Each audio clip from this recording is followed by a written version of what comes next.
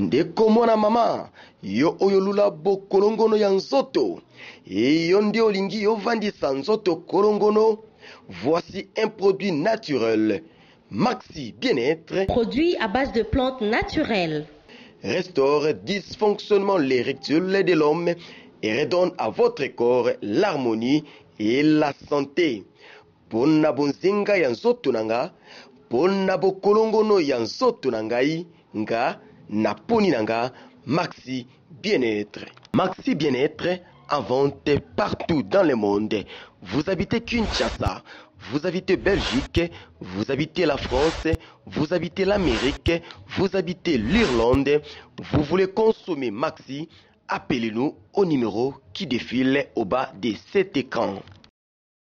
Fidèles téléspectateurs, chers internautes, bonjour et encore bienvenue dans ce nouveau numéro de Qu'une réalité, votre émission préférée, l'émission qui vous montre toute la réalité de Kinshasa. Donc une réalité aujourd'hui, nous avons prévu pour vous un sujet très délicat. Il s'agit de l'utilisation du préservatif. Oui, le préservatif, autrement dit, prudence, et comme on va te bien à Kinshasa, prudence et préservatif. Conception ni batu bazalaka nango concernant préservatif to prudence to ndenge to bengaka capoche.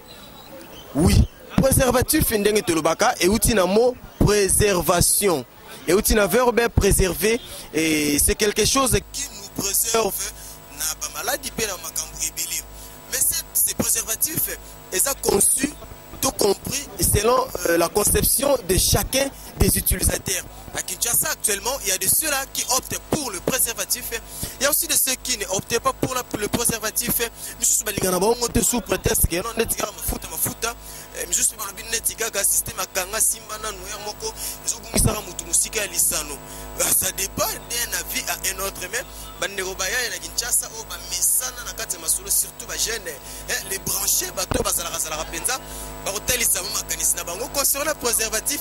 Toujours pour na dépa bandeko basi mibali ba hotelisa makanisi na bango pour na préservatif comme ça toyeba ba hotelisa makanisi na bango toyeba ba ya ba bulaka nini pour na likambo etali préservatif. Bonjour ndeko. Bonjour.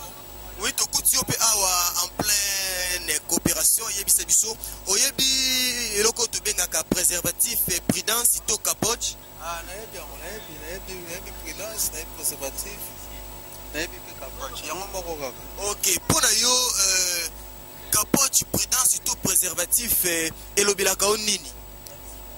Bon, selon ba médecin ndenge basala constat na bango balingaka ke peut-être population asalela bango.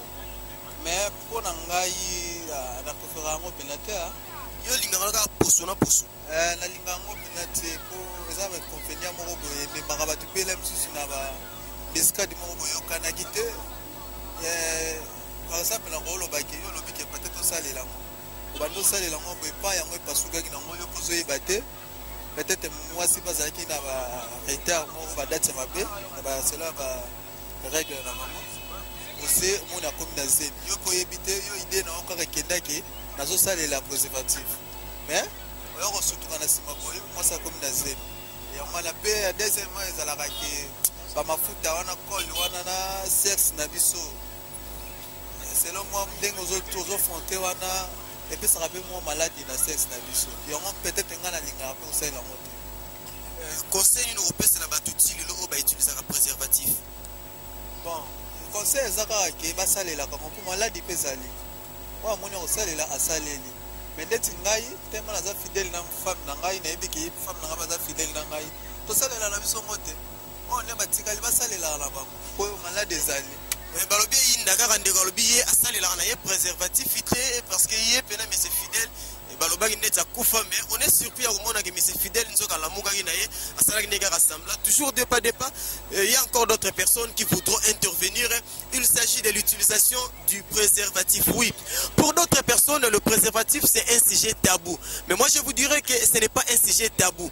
Nous devons instruire la jeunesse, nous devons aider la jeunesse à comprendre certaines choses et surtout nous devons chercher à comprendre ce que pense la jeunesse. Juste après toutes les interviews, toutes les interventions, nous allons tirer maintenant une conclusion finale. Faisons des pas totalisa na ngambo mususu. Ouais, on est là qui point de vue de Konabiso, mais tu pousses ni encore, il y a un frère à côté qui voudrait encore parler, aligné pas tel sa point de vue naïe. Mbote Ndeko. Mbote. Kombo nani. Trezege. Ndeko Trezege, oyebi eloko to bengi préservatif. Oui. Pour na yo préservatif et lobela ko nini. Na lobela kanga pana pour na protéger maladie. Maladie donc tant au salelango. Moi penza oswa penza moi maladie ezati isalaka moi bien pona yango ndenge pona ngai na likanisi na ngai préservatif ezalaka bien esunga biso contre ba maladie. Est-ce que yo pe au préféraka ko utiliser préservatif ko ka soni te talisa pena point de vue nao? Oui, pourquoi na koki ko utiliser ngote parce que ceux qui n'utilisent ngote na ko kuta na ba conséquences parce que na maladie utilisant juste pour na kokima ba maladie. Oui. Conseil nini yo ko pesa na bandeko yo basale la préservatif te. Na koyebisa bango boye baye ba pour na ko protéger nzoto na bango. Tant soki osale la ngote donc eza mabe. Okende place mo boye okani kokuta donc oye kokuta na miskadi. Lobi suka lango ekozo suka na kufa. Merci mingi ndeko alobi ya utiliser un préservatif yé a opté pour le préservatif parce que ba malade déjà est belé alobi okokende kende ngona okokipe kokutana na malade okokutana na kufa okokutana na makama ya ndenge na ndenge yango yé a opté pour le préservatif. Nous continuons toujours le pas dans la rue et nous allons voir ce qui vont nous faire découvrir nos fidèles compatriotes. Merci, faisons les pas. Tout ça continue toujours malembe bozo ka ba point de vue batu et parfois so ko kanate batu nyonso baza censé ya ko lingelo ko mokote et baza obligé ya ko mesrane lo ko mokote ba balinga ka préservatif bazali ba balinga ka préservatif ité bazali toujours deux pas de pas tokoba toyo kapé makanisi pe ndeko za mupanzi na biso mbote ndeko mbote papa tala caméra tokuti awa so itokoko yeba kombo bonga comme na gelo na njili pe na quartier 13 ndeka moni avandi ndeko gelo oyebi loko to bengi préservatif. Ouais na biloko bengi préservatif. Est-ce que gelo peut a utiliser ka préservatif pendant ba relation sexuelle nae? Bon, merci pour la question de tout ngaza idée mo malamu mais na utilisango mais na utilisango pété. O utilisango mais o utilisango pété s'expliquer nanu. Bon, so na bina utilisango c'est que na ma relation sexuelle ngo na tambola nango donc c'est na utilisango karaté. Eza ba chéri mususu na zana bango na utilisango. Mais za banzeli nango mususu on a vivre na bango ya idéologie na utilisango pété.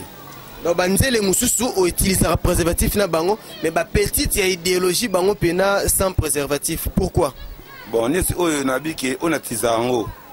Ba personne biki aza changa donc koto yo akende koto donc ngamo na zobanga. Bato makita zomi. Donc koto na koto donc somo. Mais ba personne parler au devant na bango na ninga calme. Na bibina donc o chéri nanga, c'est pas la peine d'utiliser préservatif. Parce que pour le préservatif ezalaka mabe to ezalaka malamu. Soit ben inconvénient nango ezalaka nini ba avantage nango ezalaka nini. Bon. Pour nanga ina biki avantage nango ezali pona kokimsa maladi neti ba sida ba VIH ba microbe ba nini na ba zemi wa brusquement.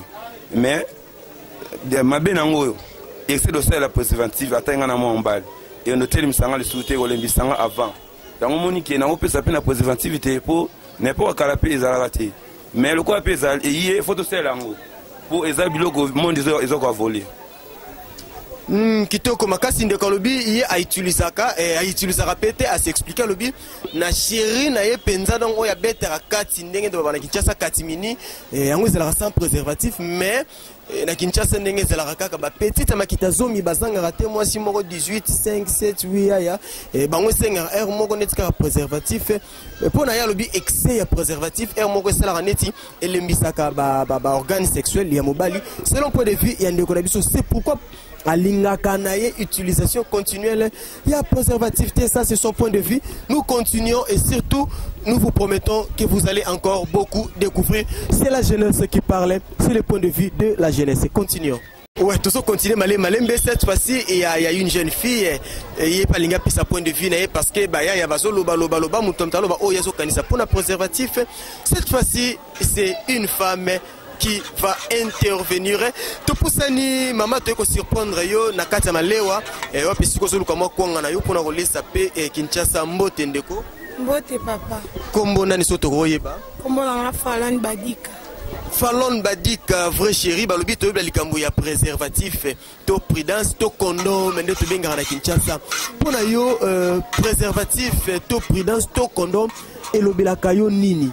To eza nini? Pona nga préservatif eza loko. Eza chose moko boye oyo ezoko batela mutu aza na maladie pour que se communiquer na mutu te. Yango wana. Mabe nango e ndenge nini peut-être koko parcourir na mutu moko boye aza na maladie wana soki mutu a utilisango ebi ko utilisango te yo pota na facilité ozo maladie oyo aza nango yango wana kande na ngena sikoyo yo pe o préféraka préservatif to olingaka préservatif te ngane na ndao na préféra ngo te yo préféra ngo te okimaka ba inconvénient nini bon pour ngai na constater inconvénient nango te mais vu que ça ka loko o muta sel na maboko lobi nango ko sa peine erreur moko boy e ko pasuka morceau na mo ketikelo na kati ya nzoto oyeba te peut-être ko compliqué pe niveau ba règle yo oyeba to ko maka ko mo ka libumu pasi ndoka nde moi était mo etika alors en plus on est à plastique wana ele marano kite na libumu fin de fait ko fanda e ko lukilo ba problème longo ne makasi ndeko lobi a soulevé pe point moko ezali important pour naye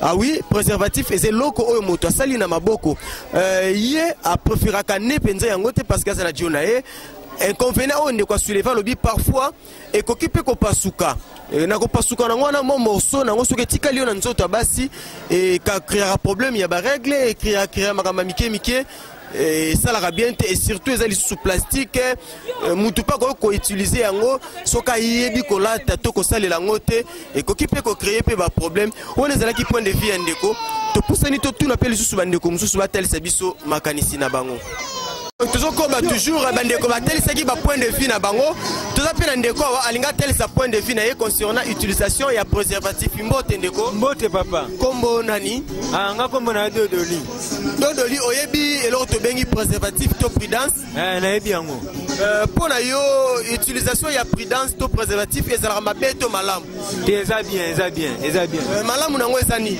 malamu nango eza presque eza ba msusu na lelo bazolandisa bana kwa mabata mais sikoyo mundele usela biso prudence wana presque nikende excès ya kubota ezala lisusu te comme ko style na ekenge presque olandisa su bana te ozomona esengo na onda ngwana est-ce que prudence eza pe na ba inconvénient on penza na mona yango penza te nini yo koloba mpona bato balingaka ko utiliser prudence te bana opesa bango conseil basela yango po bora na bien edaka ozomona so yo zosela yango te etali oyo mdolandisa bana kwa mabata ozomona merci mingi ndeko alobi ye alingaka na ye préservatif parce que edaka bato épargnaka bato na maladie kilikili en plus esungaka bato basala naissance moko désigable to continue pas toluka mpe koyeba point de vue ya bandeko mosusu sokoba topusani lisusu liboso ya pharmacie on va échanger avec une pharmacienne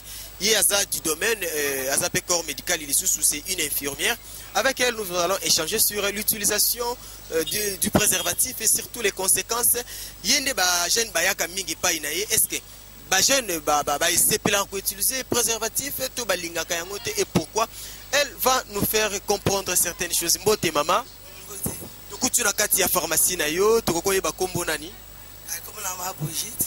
Maman Brigitte, oyebi préservatif. D'abord, yomoko en tant que moi si préservatif et l'obilaka nini. Bon, préservatif est dans la mabité. Bon, quand les alatés. Mais comme la moi, on m'a dit comme belé en tout cas, tu veux que préservatif comme on dit mis à la pharmacie pour les jeunes, tout le monde va maladie, alors on va se protéger. Tambusi micro bandeko mususu balobi non bango balingaka préservatif te misusu balobi ekangaka sentiment misusu balobi pasukaka petikali na nzoto ya mwasi misusu balobi ba oilo ba utilisaka na préservatif parfois créer la bango ba problème na nzoto pour na kozala encore clair misusu balobi à force ça ko utiliser ngo balobi il paraîtrait que oui wana o ba utilisaka o ezala na kati ya préservatif et rondaka sexe basi encore moi large ezala ba inconvénient ebele yo en tant que munganga pe moteki na pharmacie nini ko talisa bandeko bazolanda ngai na yo. Bon, préservatif est vraiment bête. Ils ont un peu de danger monté. Parce que les gens ont un peu de se protéger. Ils ont un peu de danger monté et puis ça les caméras montrent qu'ils ont un danger. Ils ont un bien pour que tu sois à l'obaki pour qu'ils soient surtout une maladie. Ils sont grabis pour qu'ils soient kaka maladie. Pour qu'ils soient maladie, on va marier peut-être pour l'espace bana et se protéger à paix. Conseil nous repère la bande de cognos sur baso banga pe balinga ko utiliser préservatif té.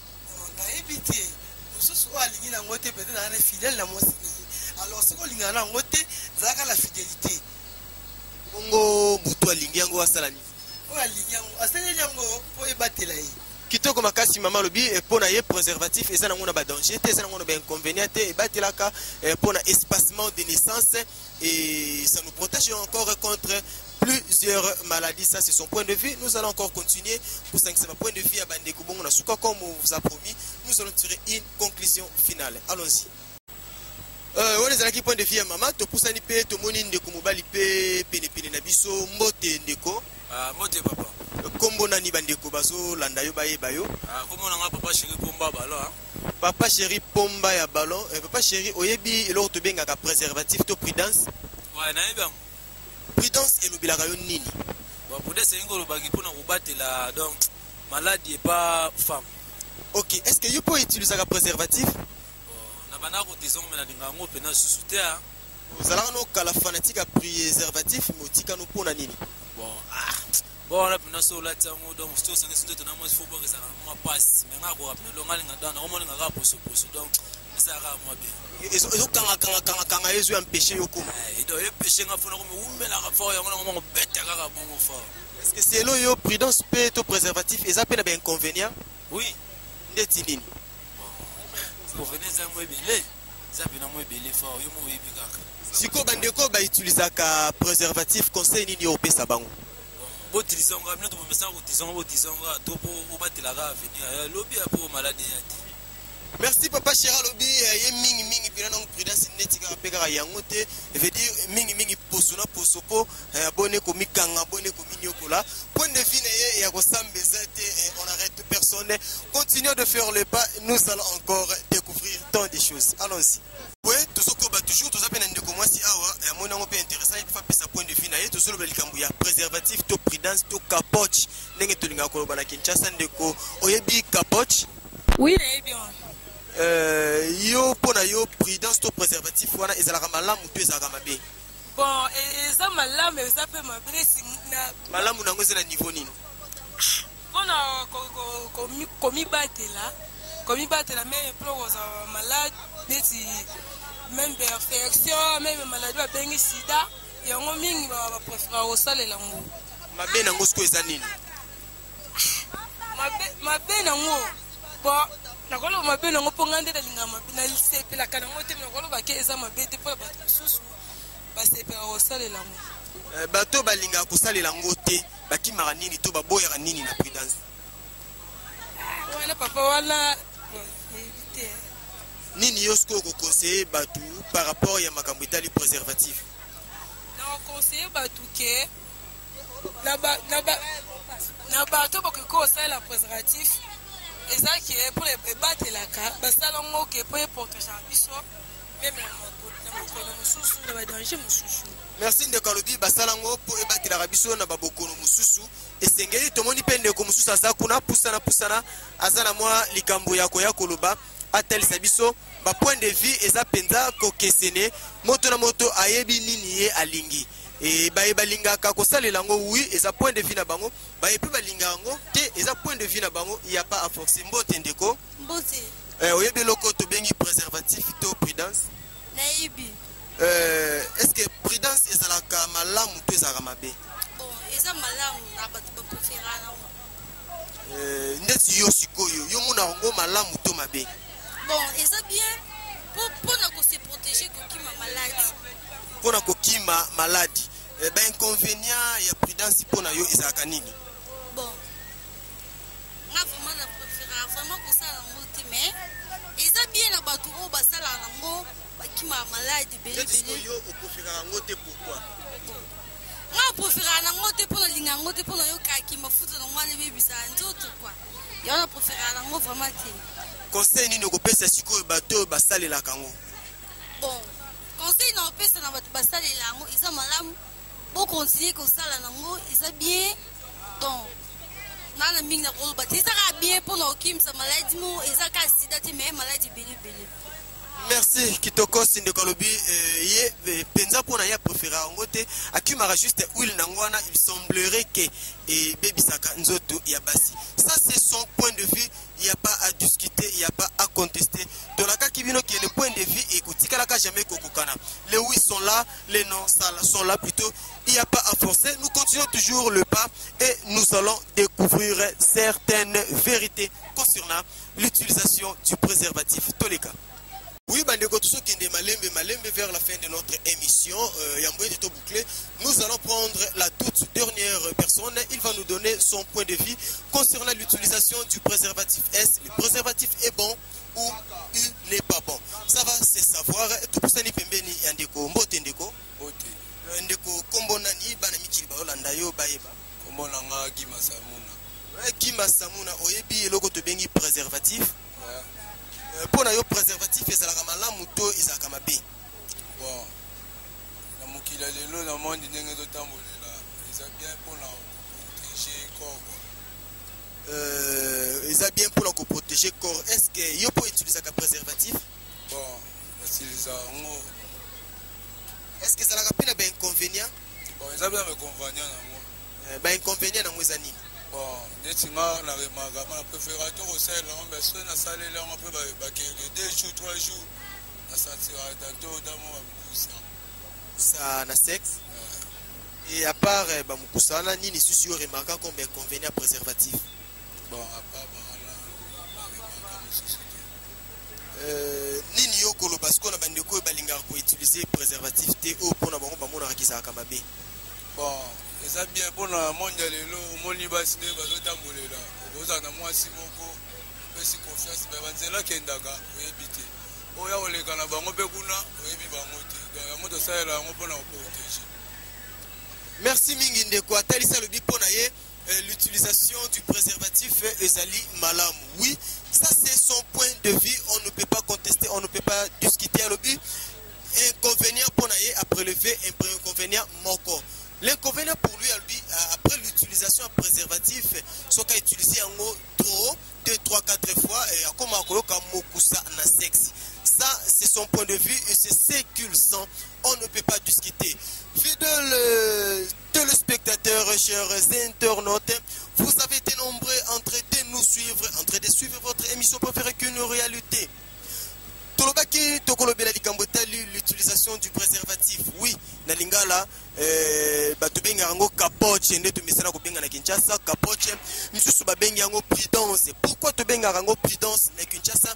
Oui, ça nous permet d'être encore et toujours prudent. Les points de vue ezalaki ebele et pe kokana kité. Bonandi bandeko basi bandeko mibali. Il y a de ceux-là qui sont pour le préservatif ou soit pour l'utilisation du préservatif. Certains parmi les intervenants, parce qui contre l'utilisation il y a préservatif. Chez nous, c'est le noir sur blanc. Pourquoi tout le black il y a préservatif? On a fait un constat à Kinshasa actuellement, dans nos familles, il y a tellement pas mal de sujets tabous. L'éducation sexuelle au sein de nos familles est ça la sous-souté.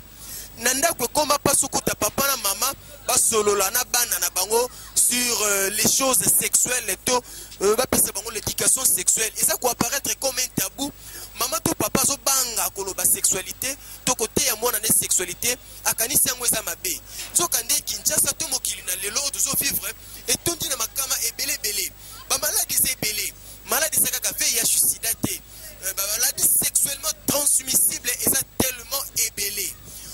Pour éviter les maladies sexuellement transmissibles, et sengeli namabota, batuba betali solo ya sexualité. Ce n'est pas seulement à Kinshasa, même de familles africaines qui vivent en Europe ou en Amérique, parfois vous avez du mal à échanger avec vos enfants, vos frères sur la sexualité. Or, ce n'est pas un sujet tabou. Hormis le maladie sexuellement transmissible, ça les soucis de naissance indésirable. Les naissances indésirables, et ça manque il y a un problème. Aujourd'hui, tu as une problématique parce que solution ça prend du temps, ça persiste, on ne trouve pas de solution exacte. Hormis les naissances indésirables, il y a aussi le phénomène fille-mère. C'est toujours lié à l'éducation sexuelle. Quand il n'y a pas de l'éducation sexuelle, nos enfants, nos filles, bazalaka exposés. Voilà pourquoi Congo Millennium, Nanzela, il y a émission qu'une réalité, s'est arrangé pour quitter sur terrain, le avis du public. C'est que le public pense du préservatif. Il n'y a rien de tabou. Et ça peut être, si j'ai mon côté, salité, non, il n'y a pas de salité. Ce qui te bêtise sur la préservativité, tu vas côté à mater. Pour conclure, à mon humble avis, moi je pense que préservatif, oui, et ça malam. Pourquoi préservatif et ça malam?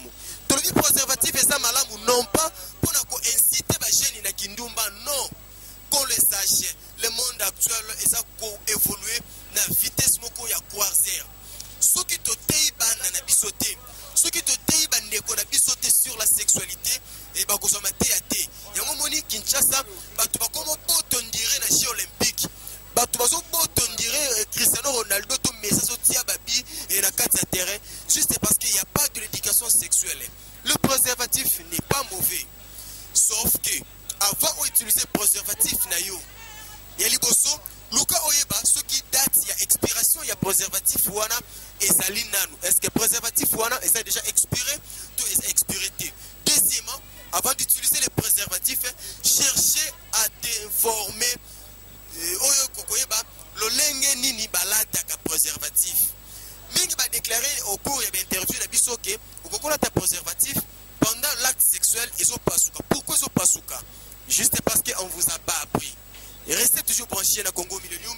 Nous allons beaucoup vous apprendre. Ici, il n'y a pas de sujet tabou. Nous vous respectons. Nous respectons la liberté et la conviction de chacun de vous.